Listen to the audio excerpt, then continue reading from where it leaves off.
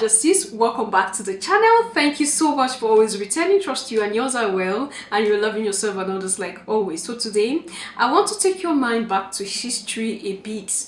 All right, America is supposed to be a Christian country, right? And of course we are familiar with "in God we trust," right? But when you look at the dollar bill, all right, you look at the dollar bill, instead of having a cross as a major symbol, they have a pyramid and the all-seeing eye on their dollar bill.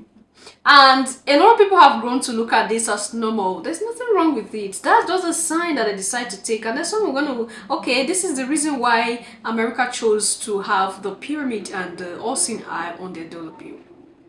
Now, it doesn't click in our head that these very people are putting it to your faces.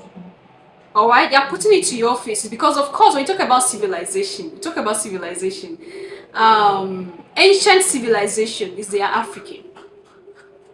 The African people are the only people that have civilization that dated back far as the history of humanity. All right, I'm not talking about 6,000 years old. That's not the history I'm talking about. I'm not talking about your Bible history of humanity. All right, now, for America to have the pyramid and the all-seeing eye on their dollar bill proves further the fact that says that the Europeans never have a civilization. They only stole people's civilization and built on it. And when I say they stole other people's civilization, I'm talking about them stealing your ancestors, your ancient ancestors' civilization, and developing on it. So they have nothing of themselves. The Europeans never created anything. It's not rhetoricism, Majesties. When you look at everything about the Europeans, their history, it has a connection with Kemet. It has a connection with ancient Nubia. And that is why you see that pyramid sign on their dollar bill and you see the all-seeing eye on their dollar bill. But they might give you other reasons that might even seem so sweet. They wouldn't want to accept this fact. What am I saying in essence? Your Majesties, they built their religion on the foundation that their ancestors made. And they came to tell you never know God, you never know spirituality. They are the ones that came to teach you. You know, they never know that there will be a time like this when we'll decide to go back. And that's why there's always fear of history. They tell you, no, don't think far. The one we tell you is the truth. Don't think outside what we have told you. When you think outside what we have told you, you have committed a sin and you are going to die, you are going to go to hellfire. This is what they tie our legs with. Because they know the moment we start going back, the more African it becomes. The more blacks it gets. Your Majesties. And this is the truth. All they did was to move around, go to learn, and kill those they learn from, and claim that the knowledge of those they have on life is their own knowledge. They have been doing this from ages past, and they are not tired of it. You think they have resigned? They have not resigned. Now let's take a look at this. It explains in depth. If you listen keenly, with your minds open, you get a whole lot of things from this very teaching. Look into the northeast corner of Africa, the pyramid. America's supposed to be a Christian country. They don't have a cross on there. They got the pyramid of Khufu and the all-seeing eye of Asar on top of that pyramid. People of African ancestry were the first people to conceive of the concept of God. It's the spiritual side that our ancestors were conveying in the books in stone in the earliest language called the Medu-Neter, the sacred language of God.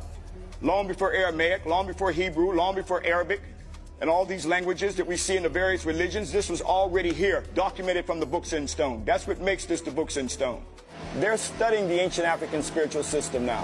And that's why when we see the Black Madonna in the Vatican, secretly worshiped, they're secretly going back to what they once worshipped. The Greeks and Romans came here to pay homage to the Holy Mother, the goddess Asar. Why did they pay homage to her? Because they took her throughout their empire and worshipped her during the Herculaneum worship of the goddess Asar. And the Black Madonna that we see throughout Europe came from Asar. When we look at Paris and the Notre Dame, designed from this temple right here, and the very name of Paris came from Per Aset, the house of Aset right here. This is how much ancient Kemet, the worship of ancient Kemet, took place by the Europeans. So Europeans have already been socialized to believe in their inherent superiority and the inferiority of black people. So you can just imagine how they felt when they saw these statues. The head of Harem Aket, the head of a man, an African man, with an African nose and African lips. You know, you can imagine the identity quake that they experienced by seeing these images of Africans everywhere, these larger-than-life images of Africans in front of these temples and monuments. And in their distorted mind, they couldn't accept the reality that the people who they now deemed to be inferior people, slaves, could have built all of this. And they began fabricating the historical record. Once they realized that these concepts of a creative force are African concepts of African people, then they understood that the only way that they could maintain control over the people that they conquered was to change these images from African to non-African. Don't be surprised 500 years from now they make Martin Luther King a white man. Whoever controls your concept of God and your image of God controls you. They put the icing on the cake on African spirituality. What becomes the icing on the cake? A white angelical realm. As Dr. Clark said, they colonized the afterlife. It's white angels, it's a white God. So what part would you play in this angelical realm? They have taught us and trained us to worship white images. And the worshiping of white images, psychologically, we are worshiping white folks. This is the epitome of white supremacy. Now, of course, if you have never seen anything else, that becomes the image. But once you come here and see it carved in stone and see where these Ptolemies were already studying these ideas. What we're dealing with are people who have distorted, this power of the Creator and have claimed a right to something that it was not theirs in the first place. If your God gave you the right to steal people and lynch people and rape people and sell people, that's not a God concept that I see that is worthy for my acknowledgement. Spiritually, we even demonize our own image. If we haven't broke from that circumference or broke from that, we see our own selves in a negative image because of that thorough indoctrination of white supremacy Christianity. So we have a culture, of white supremacy that's been passed down. And so it's played out in every facet of our lives. Just tell you outright that the world was in savagery, and especially Africans were savages and heathens. So you back away from your own culture. This is how white supremacy works.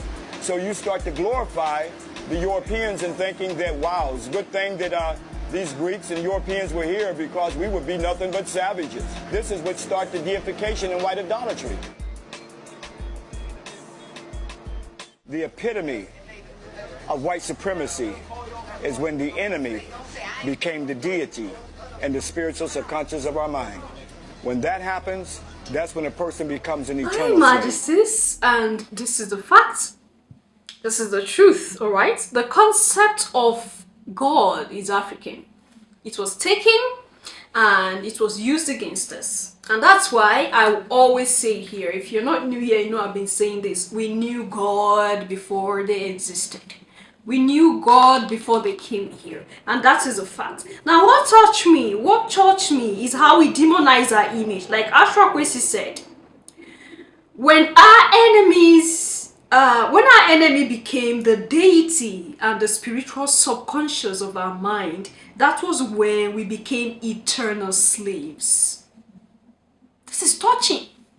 We became eternal slaves when our enemy became the deity and the spiritual subconscious of our minds. Eternal slaves. There are no chains on our legs anymore. There are no chains on our hands anymore.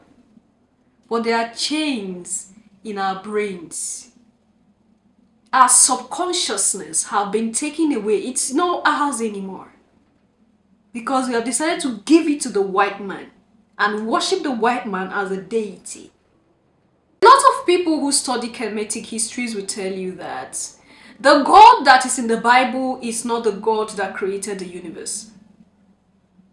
And some people will be like, are they crazy? What is wrong with them? Especially many of us who claim to be religious and Christians and whatever. Right? Oh, that is bad, it's not true. But when you study the Bible, very well you discover that there's a lot of evil that this God in the Bible commits. A lot of blood are spilled for this God in the Bible. Now I keep saying, if you are a creator, now just imagine yourself. As a mother, will you want to use your hand to kill your own child? A creator does not destroy.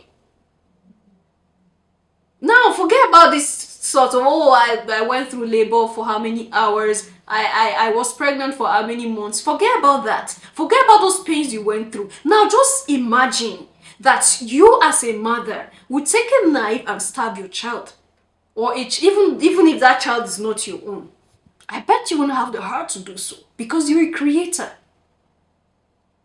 Now just imagine the creator of all of us, all of this universe, that life force, will now come back and destroy the life force that he creates. And that's why there's a debate that the God of the Bible is not the God that created the universe. The God of the Bible is the one that is out there destroying the universe and pretends to be the creator of the universe. Hey! Oh my goodness! I know some of you want to break the screen right now to come and catch Abigail, to come and slap Abigail. The truth most of the times is difficult for us to accept. Why? Because our subconscious, our mind, all right, we have tied all that the us that is in us, we have tied it to the white man, to the knowledge that the white man have brought. Not even the knowledge, because they are always out there to destroy what our ancestors have made. And that's why they are the emissaries of the God of the Bible. The God of the Bible that didn't create anything but destroys everything. And you'll be like, oh, it's written in this chapter, in this book chapter, that God is gay, kinika. Leave that to yourself. Forget that. And let's talk facts here, not emotions. Anyway, I felt like sharing this with you because this is so touching. This is so touching. The concept of a God, of a creator of the universe, is the concept of the African people. And it is for a fact that our ancestors knew and communed with this creative force. And it is through this creative force that all that they have and established came. And the enemy came to destroy.